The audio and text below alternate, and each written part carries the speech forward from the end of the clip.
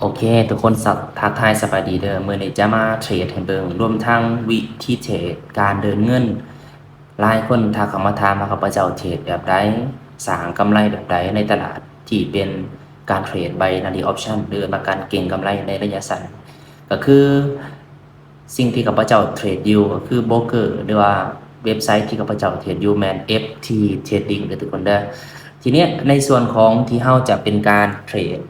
อันดับแรกสิ่งที่ทุกคนต้องฮู้ก่อนเข้ามาเทรดคือ1เฮาต้องฮู้ว่าเทคนิคที่เฮาจะใส่เทรดเป็นเทคนิคแนวใดข้อที่2แม่นแล้วเฮาจะบริหารทุนการเดินเงินแบบใดยกตัวอย่างเช่นข้าพเจ้าจะใส่ทุน46เหรียญนั่นไปหมายความว่าข้าพเจ้าสามารถเสี่ยงได้อยู่46เหรียญกำไรที่ข้าพเจ้าจะเอามื้อนี้แม่น10เหรียญนั่นแปลว่าทุนเฮา ที่เอาออกมาเทรดควรเป็นทุนที่เฮากะเสี่ยงทั้งหมดเลยยกตัวอย่างเช่นข้าพเจ้ากะเสี่ยงแม่น46เหรียญเสียไปก็บ่เป็นหยังแต่ถ้าข้าพเจ้าได้กำไรแม่น1เหรียญกำไรแม่น10เหรียญข้าพเจ้าจะหยุดทันทีนี่คือเทคนิคการเทรดและทักษะการเดินเงินทุกคนต้องเดินเป็นจังหวะ1 3 7 9ต่างๆสิแล้วแต่ทุกคนเดินเนาะเดี๋ยวจะมาเดินให้ทุกคนเบิ่งเด้อโอเคเริ่มกันเลยทุกคนเริ่มวิเคราะห์กราฟกันเลย ไม่แรกให้ไป1เหรียญก่อนข้าพเจ้าจะบ่เทรดแบบออเดอร์หนักๆแต่ให้เทรดออเดอร์เบาๆเป็นหลักการเป็นเทคนิคทุกคนจึงจะสามารถเบิ่งออกเลยว่าโอ้คันเฮาเฮ็ดแบบนี้เฮาจะมีกำไรทุกมือได้โอเคมาเบิ่งข้าพเจ้าจะเทรดเด้อจะเทคนิคที่จะใช้มื้อนี้ก็เป็นเทคนิคเม็ดสีทุกคนโอเคทุกคนใหม่นี่ข้าพเจ้าก็กดซื้อขึ้นไปบัดนึงเบิ่งเด้อ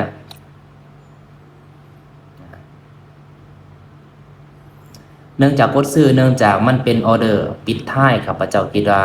แดงมันน่าจะเกิดขึ้นเขียวบอลนี้บอลนึงถ้ามันบ่เกิดก็บ่ว่ากันทุกคน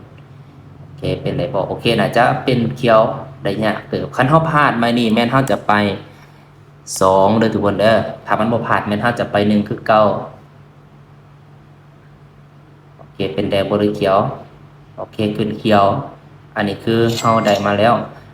คันว่ามันเป็นเขียวแม่นเฮาจะกดออกเป็น1เหรียญแล้วเดี๋ยวข้าพเจ้าจะไปอยู่1.95ไป1.95หมายความว่าข้าพเจ้าไป1เหรียญเนาะเมื่อกี้นี่เนาะไป1เหรียญมันบินมันได้อยู่95%นะก็คือมันจะได้อยู่0.95ข้าพเจ้าจะไปออเดอร์0.95เลยออเดอร์นี่ขอซื้อทุกคนบัดนึงนะ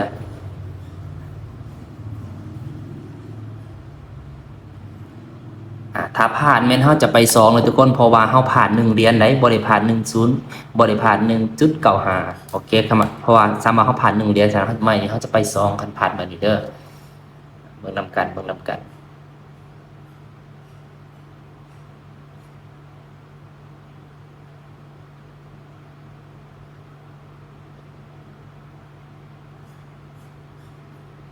โอเค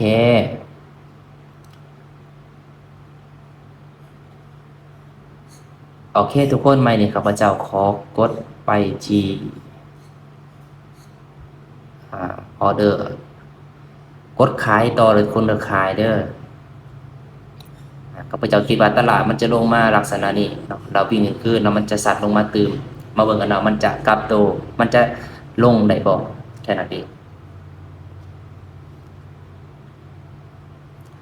คันเฮาพลาดไม่นี่2แม่นเฮาจะไป4ทุกคนปรับเงินไว้เลยบ่ต้องซีเรียสว่ามันจะได้หรือเสียเลยทุกคนเลยออกออเดอร์ตามแผนที่เฮาวางไว้คันขาดทุนก็แสดงว่าเฮายอมรับว่าตลาดมื้อนี้บ่เป็นใจเฮามื้อหนึงมื้อหน้าเอาใหม่สำคัญคือทุนเฮาเอาออกมาส่ำใดห้ามโอนเข้าเติมจะเสียหรือใดก็ตามแม้นเฮาจะปันเงินที่เฮามีอยู่โอเคมื้อนี้เฮาผ่านไปถ้าเฮาผ่านไปแม่นเฮาจะเดินเงินไปคูณไป4เด้อทุกคนเด้อ เขียวเนาะโอเคไหมนี่เขากดเขียวเลยอันนี้บ่ได้อยู่ในเชิงวิเคราะห์หรืออีหยังต่างแต่นี่จะเทียบตามเม็ดสีเท่านั้นเม็ดสีนี่ก็มันก็เป็นอ่าสีเทียนเนาะเทียนที่มันออกมาเนี่ยแต่คนมันก็เฮ็ดเป็นไม้จุดไว้แต่ว่าเขาพเจ้าที่จริงเขาก็บ่เบิ่งดอกแต่ว่าเขาสิเบิ่งเป็นสูตรซื่อๆเบื่อว่าบ่อยากวิเคราะห์หลายเกินไปมันจะสับสนตนเอง โ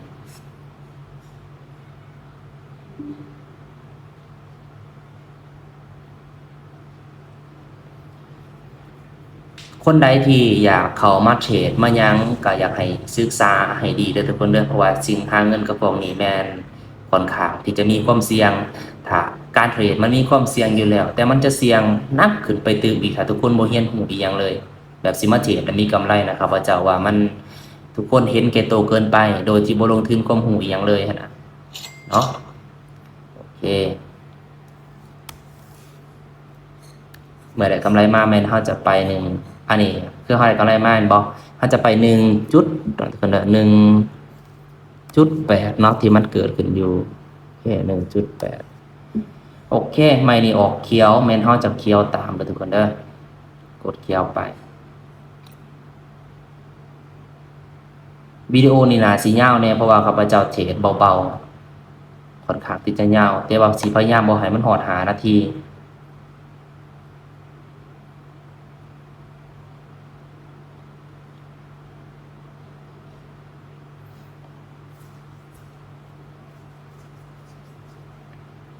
โอเคเป็นจังได๋ไหมนี่ลงมาบ่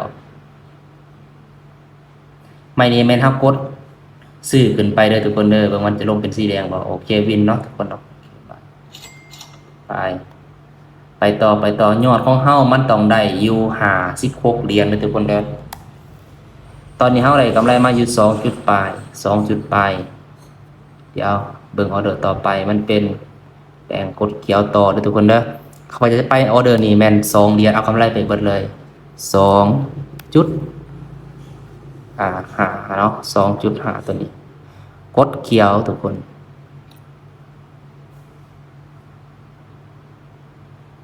มาเบิ่งกันวินาทีสุดท้ายมันจะมีไทม์เฟรมของมันอยู่เด้อคันเวลาตัวนี้หมดทั้งที่แท่งตัวนี้มันยังเป็นสีเขียวอยู่แม่นเฮาได้แต่เวลาตัวนี้หมดแต่ตัวนี้ยังเป็นสีแดงแสดงว่าเฮาเสียคือเฮาขาดการตลาดบ่ได้เฮาคิดว่ามันจะขึ้นแต่มันผันลงสินะก็แล้วแต่ว่าทุกคนวิเคราะห์หรือว่าตลาดในรูปแบบใดโอเคไหมนี่น่าจะจังไดดี3 2 1โอเคบินเนาะทุกคนเนาะกำไรมาฮอด50แม่นเฮาจะไปอีกต่อจนฮอดกำไรตามเป้าของเฮา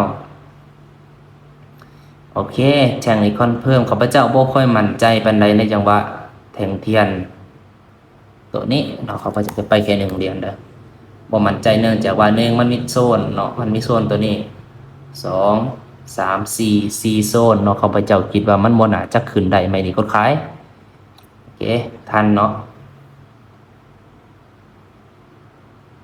มาเบิ่งกันว่าวินาทีสุดท้ายมันจะสวิงขึ้นบ่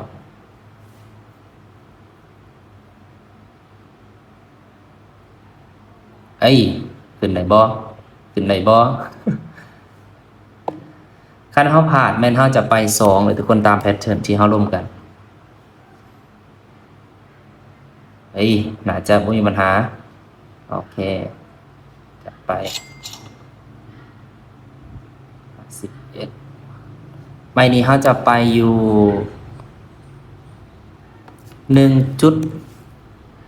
1.83เลยทุกคน83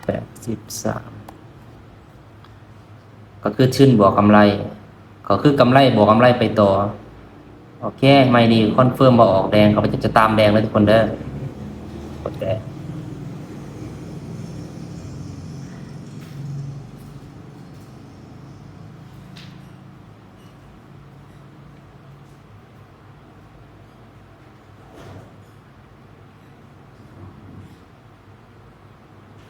ว่าจังไดรอถ่า30วิเลยทุกคนเด้อขึ้นได้บ่โอเคขึ้นได้เนาะใหม่เนาะเฮาพลาดเนาะทุกคนเนาะถ้าเฮาพลาดแม่นเฮาจะไป2คือตามตกลงกัน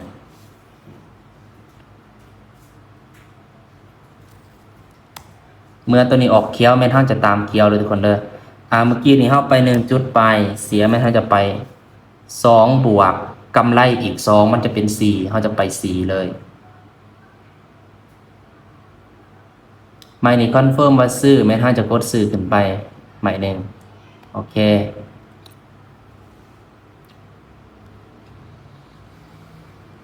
คือตอนนี้แม่นเฮาจะอยู่46เหรียญคือเก่าคันพลาดไม่นี่แม่นเฮาจะหยุดตลาดบ่เป็นใจคันมันเป็นใจแม่นเฮา ได้ไปแล้ว แต่ถ้าผ่านไม่ดีแม่นเฮาจะหยุดอยู่คือความหมายว่าอยู่ทึนเฮาเทรดมาจนฮอด10นาทีแล้วยังบ่ได้กำไรนั่นแสดงว่าตลาดบ่เป็นตาทุกคนห้ามเทรดถ้ามันอยู่ทึนแล้วก็พอจบบ่เทรดมื้อนี้ก็เป็นรอบหน้าจึงกลับมาเทรดใหม่เบิ่งเด้อน่าจะวินบ่โอเควินเนาะโอเคทุกคนเวลามันฮอดปานนี้แล้วก็คือเช็คออฟฟิศก็คือกำไรเฮาจะได้มาอยู่ที่เท่าใด 7-8 เหรียญ7จุดปลายเนาะทุกคนเบิ่งเอาออเดอร์นี่ก็ได้นี่เด้อคือ7.8แม่นเฮาบ่ฮอดตามเป้าก็อย่างขอแต่เมื่อกี้นี่คันเฮาไปต่อเนี่ยข้าพเจ้าคิดว่ามีโอกาสเสียหลายกว่าใดมันจะมีเซนส์บอกเราว่าตลาดพยายามบ่ให้เฮาได้บ่ให้เฮาบ่ให้เฮาวินแต่เฮามาฮอดจุดซ้ำนี่ถือว่าพอแล้วทุกคนโอเคเนาะก็คือคันเฮาพลาดเมื่อกี้นี่แม่นแสดงว่าเฮาอยู่ทึนเฮาบ่เสียแต่นี่เฮาออกออเดอร์ไปออเดอร์เดียวแล้วเฮาได้เฮาหยุดก่อนลักษณะแบบนี้บ่ฮอดเป้าก็อย่าแต่ใกล้เคียงกับเป้าก็พอยังขาดแต่2เหรียญปลายเท่านั้นก็แพ้ก็ฮอดเป้าแต่บ่จะบ่ติดต่อเด้อทุกคนโอเคคลิปนี้ขอจบเพียงส่ำนี้หวังว่าทุกคนจะได้ขอคิดเดือนว่าเทคนิคไปอยู่ในการเทรดจังหวะนี้เนาะบ๊ายบายทุกคนพบกันในคลิปต่อไป